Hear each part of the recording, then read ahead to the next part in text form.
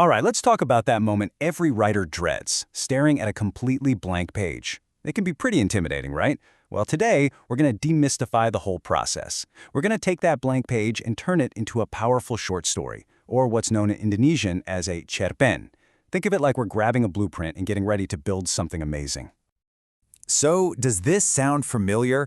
You've got this awesome idea buzzing in your head. You spend hours getting it all down, and then you read it back and it just falls flat. Maybe it feels a little boring or just doesn't have that spark you imagined. Trust me, it's a super common feeling. But here's the good news, it's totally fixable. And here's the big secret. Writing a great story isn't some kind of magic that only a few people know. It's really about having a solid plan. You know, it's kind of like building a house. You wouldn't just start nailing boards together without a blueprint, right? Your story deserves that same kind of solid foundation. So, what is it we're actually building? We're building a Cerpen.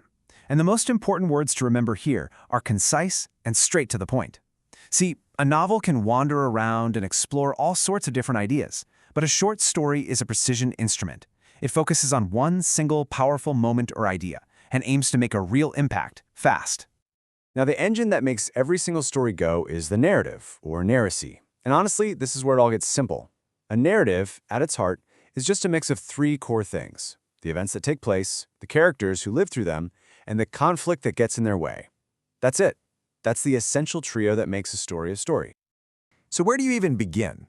Well, there's a really simple framework you can use. In Indonesian, it's sometimes called adik simba, which is just a handy acronym, but you definitely know it as the classic 5 W's and 1 H.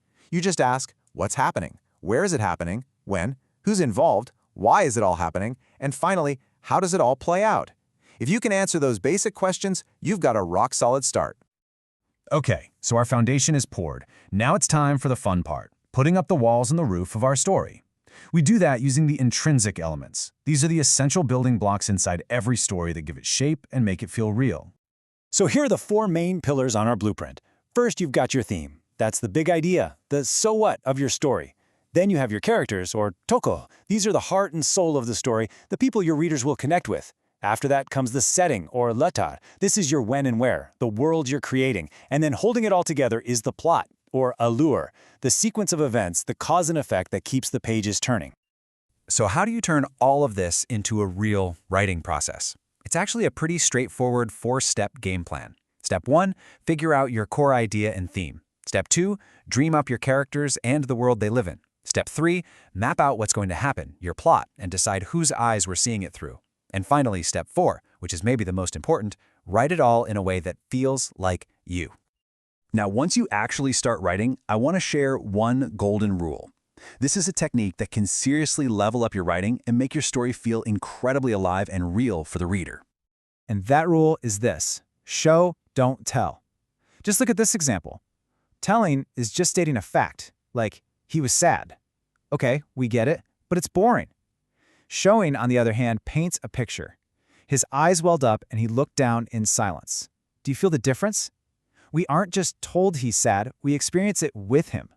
This is your chance to use sights, sounds, and feelings to pull your reader right into the scene. And really, at the end of the day, all these tools and rules are just there to help you do one thing: tell your story in your way. This advice right here is key. Don't try to sound like someone else. Lean into what makes your perspective unique. That's how you develop a signature style that people will remember. Okay, you've done it. You've finished a first draft. High five. But now comes the polishing phase. A huge part of making a story great is knowing what common mistakes to look for so you can fix them. Let's dive into a few of those common traps. Because, you know, even the most brilliant story idea can get tripped up by a few simple mistakes in the execution. And it's such a shame when that happens. But by learning what these common pitfalls are, you can spot them in your own writing and really make your story shine. Here are 4 big ones to watch out for. First, undeveloped characters. Ask yourself, does my main character actually change or learn anything by the end? Second, a wonky point of view. Pick one, either first person I or third person he or she, and stick with it. Third, too much dialogue that goes nowhere. Every conversation should either tell us something new about the characters or push the story forward. And finally, endings that feel completely out of the blue. Make sure your resolution feels earned, not just tacked on at the last minute. So, we've gone through all of that. What happens now? Well, it's pretty simple, actually. It's time for you to pick up the pen. Think about it. You now have the foundation for what makes a narrative work. You have the blueprint with all the core components.